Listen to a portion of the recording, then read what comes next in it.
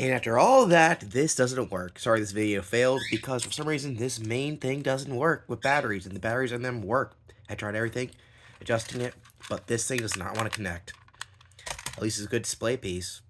So this toy I would not recommend if you want as an RC car because it doesn't work.